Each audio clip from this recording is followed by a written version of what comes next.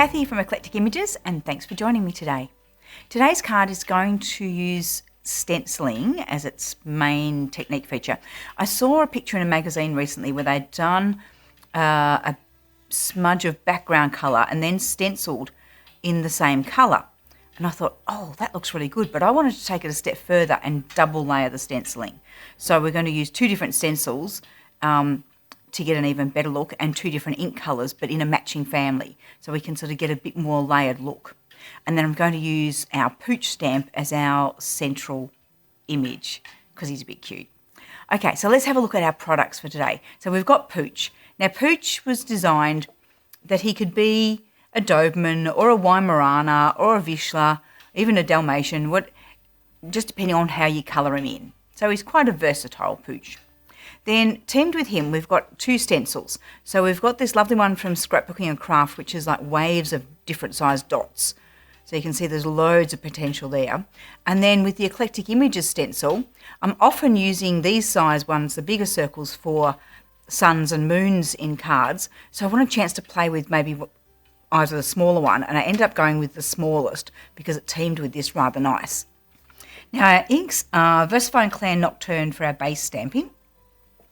And I've decided to go with Stone Blue and Cove Blue for our shading. The sample one that I've got here that I was playing around with, I used Eucalyptus and Green Tea, and I thought they were a good mix together, but I just thought I'll do blues on this one just so we can see a different look. Okay, so let's get started. Using Cotton Blend as our base card. So I've got Cotton Blend and Pooch already loaded into the stamp platform. So we'll ink him up with our Nocturne. Our base card, we're going to use some of the Uniquely Creative cardstock and sand it back a bit to distress it. So I'll show you that once we get up to that layer, but that'll look really cool with this card too. Okay, let's pop that over there. I'll just grab my Stamp Baron so I can give it a nice push.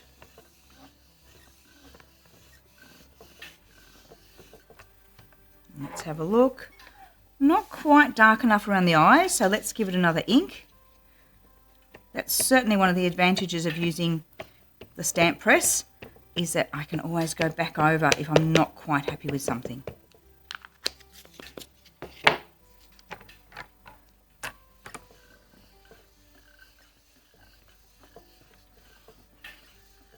good push over that centre bit where his eyes are. Let's see how he went. That's better. Okay.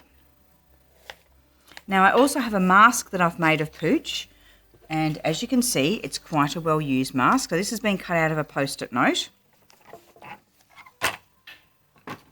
And we'll pop that over the top there.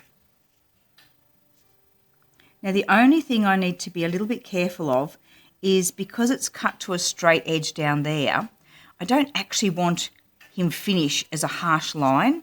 So when I did my other sample one, I ended up shading a bit of the green up into him to sort of stop that being a harsh line. I think here what I'm going to do is lift the mask off as I do the blue around there. So we'll start off with the Stone Blue as our background colour, and I'm going to use a a larger size blending brush for this. And I'm not sure if this one's recently been rinsed, so I'll just test it on my scrap, and it's not too enthusiastic, so we can afford to ink it up a bit. So I'll start at the mask, and I'm going to work a bit on the diagonal. So we'll shade up from there. So this gives us a lovely base to the card.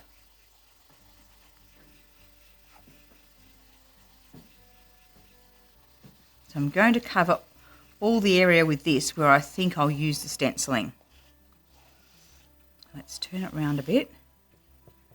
Ink up there and work a little bit down his side.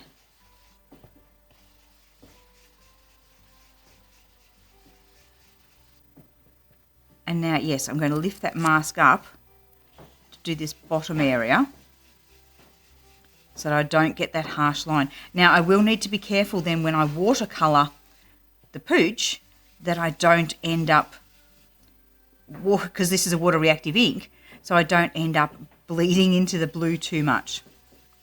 So what I might do is actually not do the stenciling yet. I think I'll colour Pooch in next, then he can dry, and then our dots aren't going to get blended in with him. So let's do a bit of watercolouring on Pooch. And I'm using some of the Pentel brush markers for this, in particular the sepia colour for colouring him. And you can see where it's got some shading to give you a bit of a guide as to where is good parts to add some shadows. So I'm just colouring that onto my mat a little bit, and then I can pick up some with my water brush, just test on my hand that that has got some water flowing, and it has. So let's start off, and I do have a bit of paper towel standing by just for cleaning my water brush out. Okay, so we'll start off on an ear. Now I'm imagining that the ear might be a bit lighter on the top part there, where the light's hitting it. So I might start putting my colour down here further.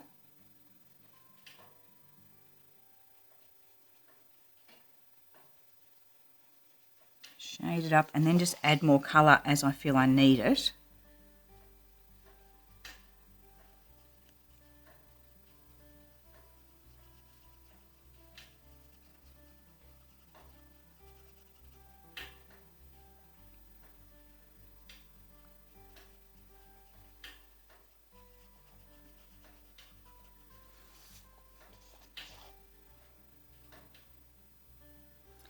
Again, let's go down his neck.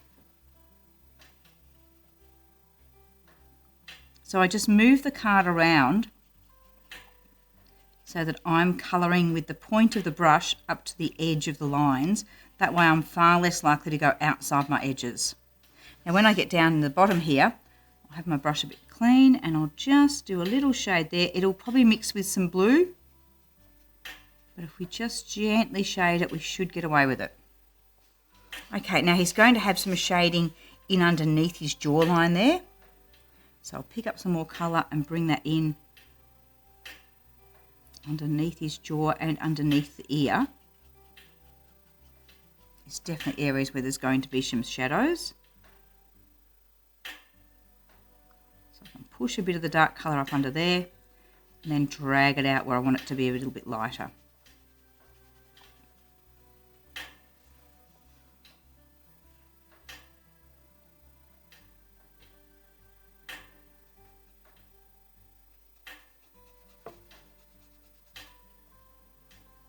And of course, when I'm getting near the end there, I'll just fade out to almost nothing. Now you can see I've got a little bit of a line forming there with the blue of the background. It's always a bit of a question when you're doing watercolour backgrounds or watercolour colouring. What do you do first, the background or the foreground piece? Here I'm thinking probably would have been easier if I'd done the foreground first and then just done the shading. But what I'll do in a moment is bring my brush over and do a little bit more shading with the blue. Not that I'm pretty happy with that little blend there. Okay, let's grab some more colour.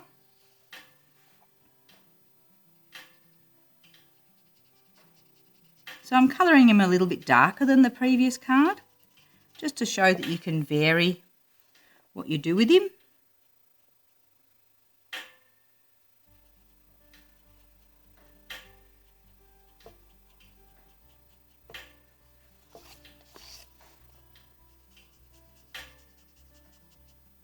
Because as well as being a specific breed, he could just be a bit of a hound dog.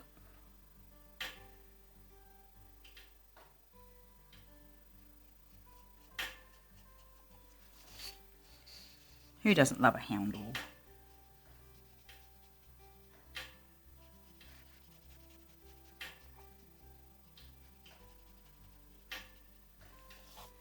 Oh, look, isn't he gorgeous? Let's put a bit up on here. But I want to blend that out a bit because I do like a bit of lightness up there where he would be naturally a little bit highlighted.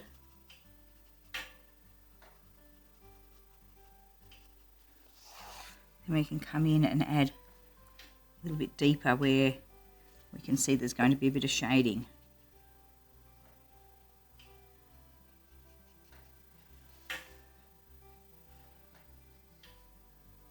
And again, I've got an outside edge here, so I'll turn the card around so that the tip of my brush goes right up to that edge and then far less likely to go outside the edges.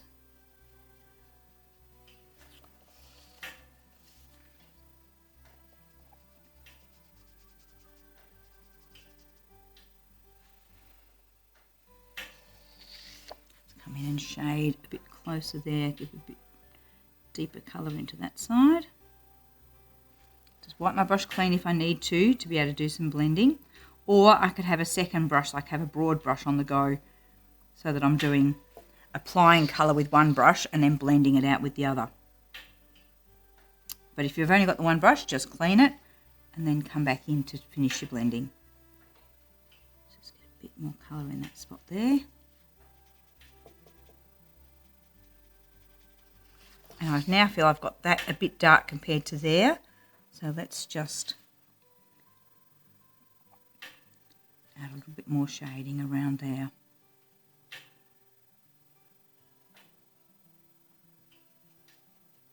So I'm just now looking now if I've got any lines that I'm not happy with and just going over those. And then I do want to deepen his nose. We'll give him a little. I was going to leave him with a little white chin, which would make him look like an older dog, but I've decided to give him it still is a bit paler than the rest of him. And we've got a Rottweiler Staffy cross who's mostly black, except this little white bit on his chin, which is very cute because he's getting to be a bit of an older dog. He doesn't think so yet, but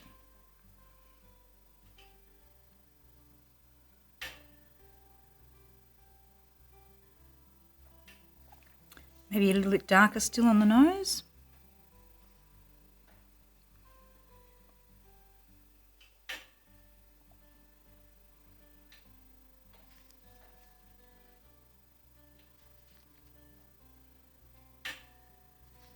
Now I can see I'm going to get a line there.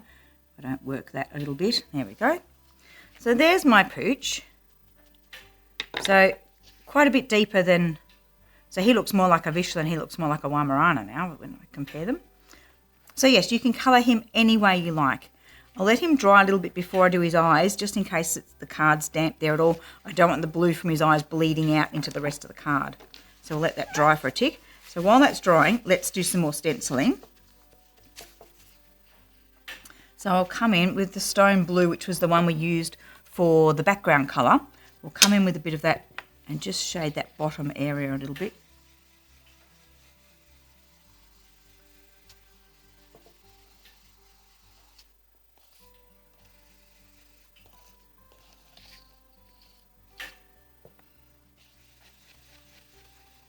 And you can do as much or as little as the background shading as you want to, really.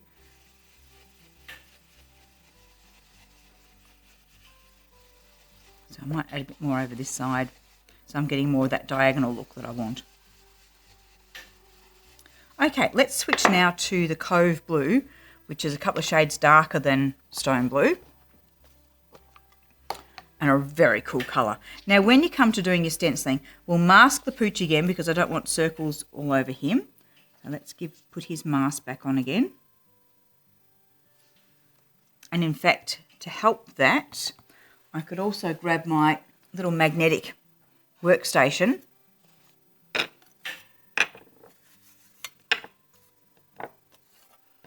and pop that underneath my page.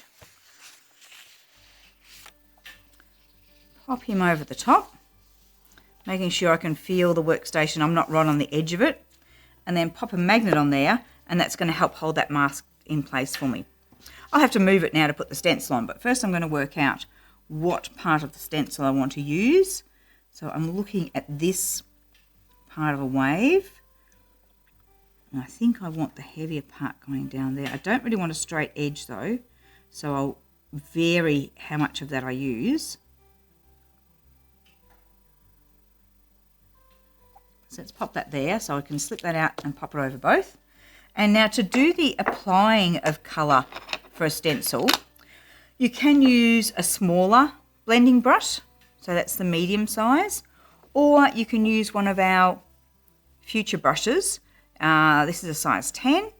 Now, Future brushes, anyone who's seen me working with Future brushes before, usually have really long handles, and they've recently released recently released the number 10 size as a kids range, and they've done it with a shorter handle, which I think is brilliant. Perfect for us. Just ink it up, just inking the end of the brush. Just going to circle out a bit just to take any that's too intense off, and then we'll come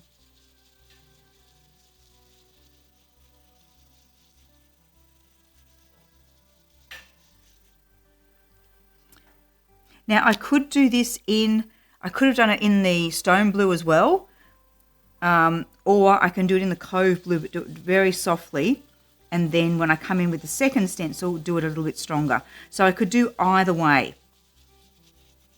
You could do the base layer of stenciling in the lighter colour and then your last stenciling in the stronger one, or just do the stronger one but do it 2 different values. So let's add a bit more over this side as well. So we'll come in with a bit there.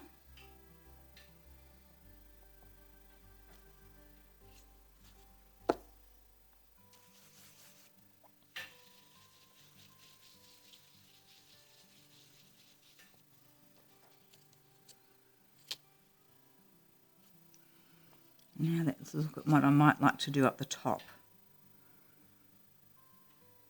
I think we'll use that section there so I can get it quite wide. I better move my ink pad so I don't actually sit the stencil in the ink pad.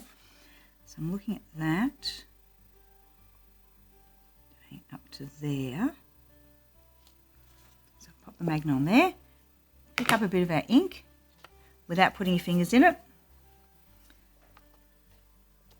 Take off a bit of intensity and just gently shading.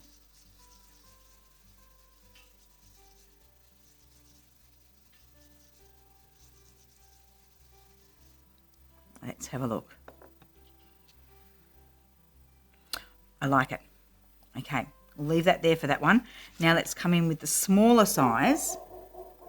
That's our Pooch in the background. He does a wonderful job of barking at every rabbit or possum or anything and letting us know that we're very safe.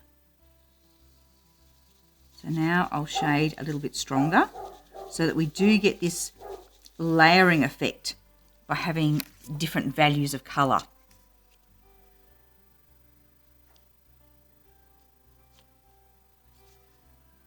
And I can let it overlap some of the other circles.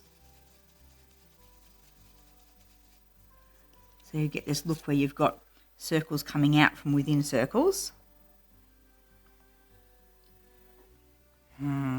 I'm liking just the 2, but I'm thinking rule of 3. Do I need 3 up there? I'm going to do the lower half and then come back and see if it needs a 3rd one up the top there. Let's do one out the side of him. So I'm still taking a little bit of ink off the brush because although I'm wanting a bit stronger than the previous colour, I still don't want it to be too dark. This is still just a background effect.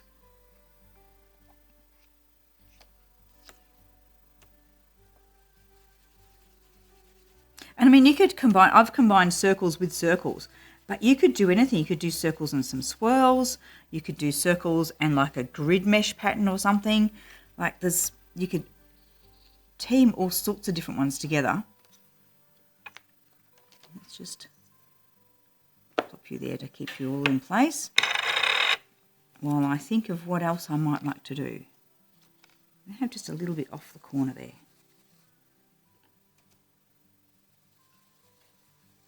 So look at your stencils in a different way and see which ones could I use together to get some really cool effects. I'm actually going to remove the mask now and do one coming up to here. It's actually going to overlap him a little bit.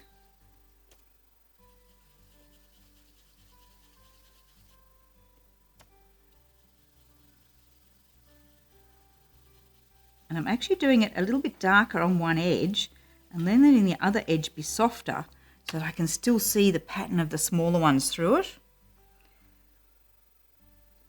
So now I've technically got 6 circles, so I definitely haven't gone uneven numbers, so I think I will put another one up the top there.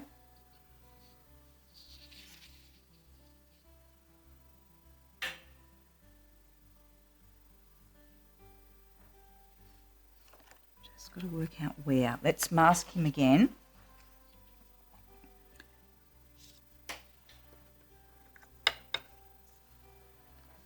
I have another one coming out from his head.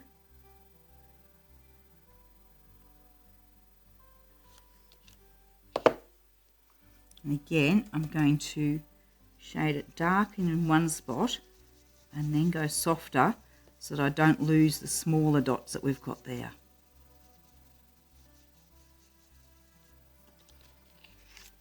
Cool. Okay. All right, let's take our mask away and see what we've got. The brown and the blue works very well together. I was pretty happy with the browns and the greens, but I really like the brown and the blue. Right, let's colour his eyes in. So we'll do those in a blue.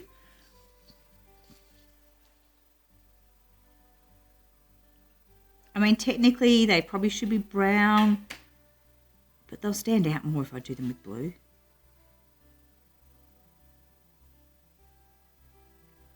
And it's artistic license. You can colour him with orange eyes if you want to. It's our piece of artwork, isn't it? Okay, now let's have a look at our background card. So with our background card, I've chosen, out of the Uniquely Creative cardstock, I've chosen the Whispering Wall, which is this nice mid-tone brown. But the joy of the Uniquely Creative cardstock is it has a white core. So once you sand it, you get that white core showing through and get this wonderful distress look. So I've just got my sanding block and just gone over that card until I get that distress look that I want. So it's very easy. It looks fabulous if you run it through an embossing folder too, and it takes the colour off where the pattern is. Let's have a look at how well he's going to line up, and that colour is just going to suit him beautifully. So let's put on some double-sided tape.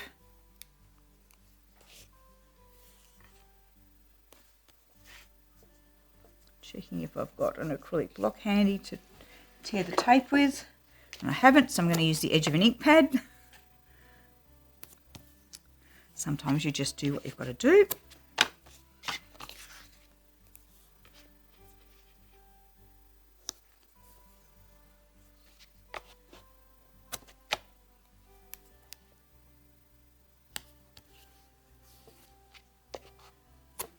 Okay.